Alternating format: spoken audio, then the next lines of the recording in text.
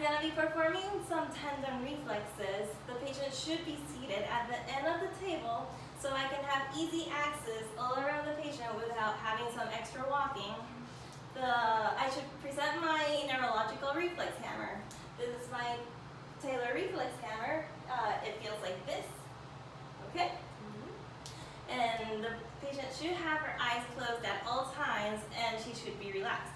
First, we're going to do the jaw jerk reflex, tendon reflex of the trigeminal nerve. Okay, can you close your eyes and relax your jaw? Now we're going to tap on my thumb, and the reflex should be that she closed her mouth. And now we're going to do the biceps tendon reflex of the musculocutaneous nerve. And we're going to first find the biceps tendon. And can you do a muscle for me? And relax. And now we're going to retract down.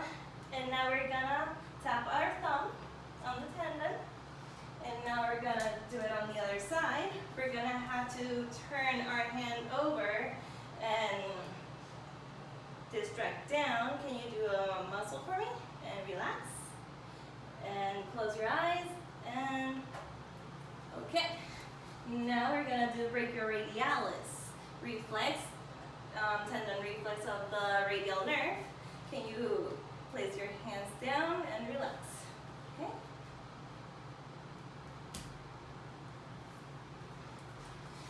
The tricep reflex is going to be performed in the same position except on the back part of the elbow. This would be tendon reflex of the radial nerve. Okay? Now we're going to do the patellar reflex, tendon reflex of the femoral nerve. So I'm going to have you, can you close your feet a little together? Perfect. Relax. Close your eyes.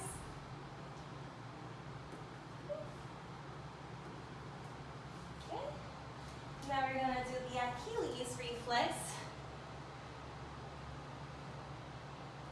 tendon reflex of the tibial nerve. If patient does not respond in the upper extremity, we're gonna perform some gymnastic maneuver, and then I'm gonna have the patient hook your feet together. Okay. She didn't respond to the brachioradialis, so we're gonna do that one again. While I'm tapping, you're gonna be pulling apart your feet, okay? Close your eyes. All right. And now, if there was no response on the lower extremity, we're gonna have the patient hook your hands together, relax your feet, put them a little together. She didn't react to this tendon reflex, patellar reflex, so we're gonna do this one again.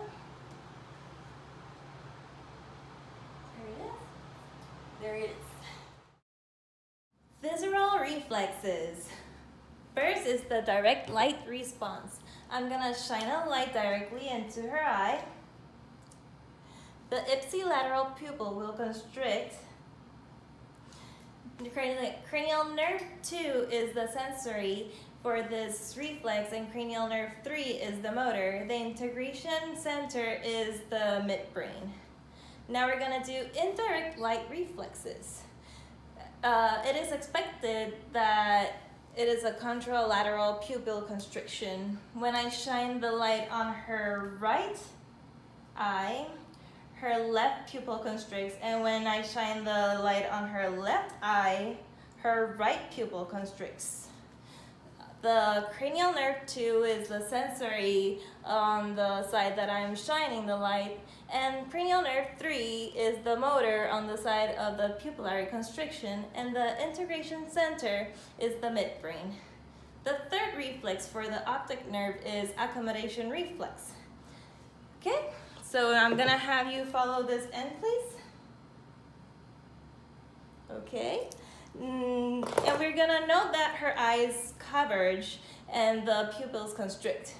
This is using both cranial nerve 2 as a sensory and both cranial nerve 3 as a motor, And the integrating center for this response is the occipital lobe.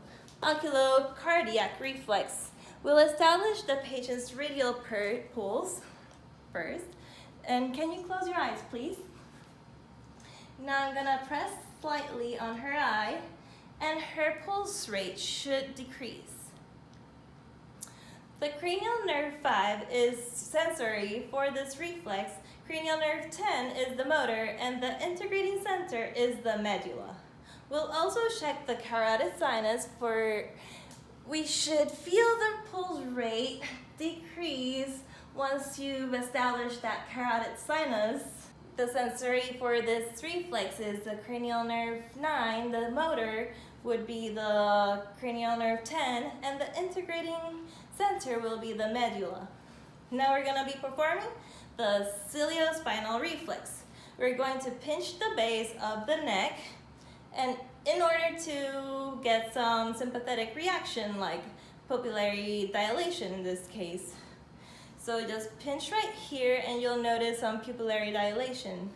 The sensory and motor are both cervical sympathetic chain, and the integrating center is the T1 to T2 spinal cord. Superficial reflexes. First, we got the gag reflex, which we will not be performing, but I would take a tongue depressor and touch the back of the throat, and it is expected for the patient to gag.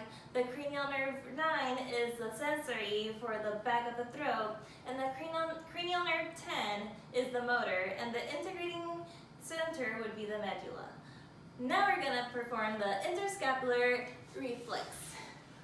We're going to be stroking between the scapula and the spine following the rhomboid muscles. So now we got the abdominal reflex. We're going to stroke slightly towards the umbilicus with a brush. Okay, perfect. Now she's going to stay that way, because we're going to do the plantar reflex now. We're going to be using the edge of the hammer, and we're going to hold it firmly. We're going to scrape from heel to the big toe in a C motion curve. We are expected to see the toes move downwards. Pathological reflexes. The patient presents with physical lesions, and we confirm that with the Babinski response.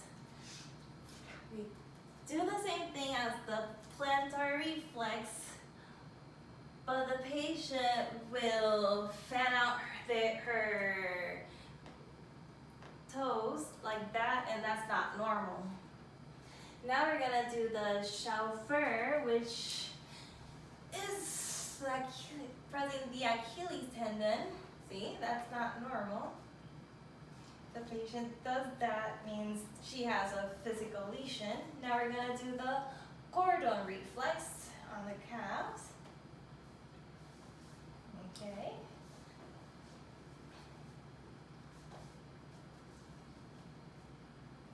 Okay, that's our reflex. Shattuck reflex. We're gonna stroke on the lateral side of the malleolar, around the malleolar, and inside again. And on the other side, on the lateral side, and see. Now we're gonna do the Oppenheim. We're gonna scrape the tibia,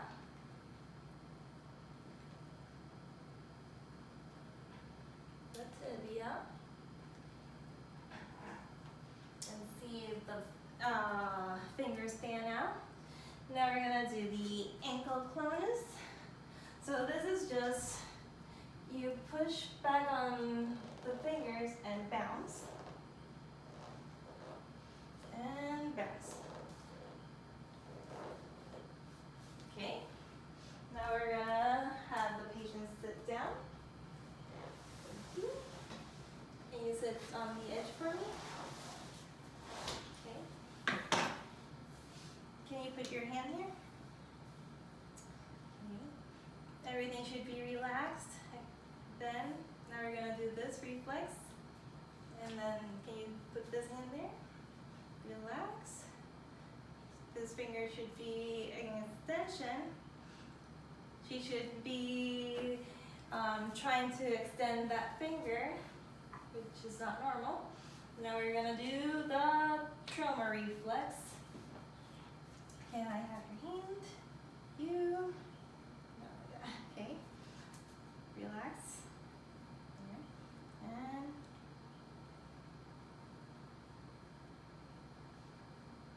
okay. On this side. Can you open your hand? Thank you. Okay. Thank you. Increase tendon reflex. We're gonna have this patella tendon. There we go.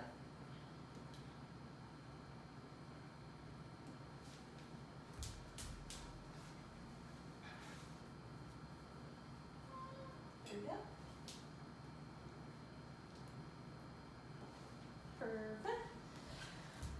Now we're gonna do the positive Rombert's test. We're gonna have the patient stand up, please. And you're gonna stand next to that patient, so just in case she falls forward or backwards, you can catch her. Now, can you close your eyes? So that's a good sign. She's not falling anywhere. But if she would have any physical lesions or pathologic reaction, she would like fall backwards like that, and I had to catch her. See? And then that's all you need to know.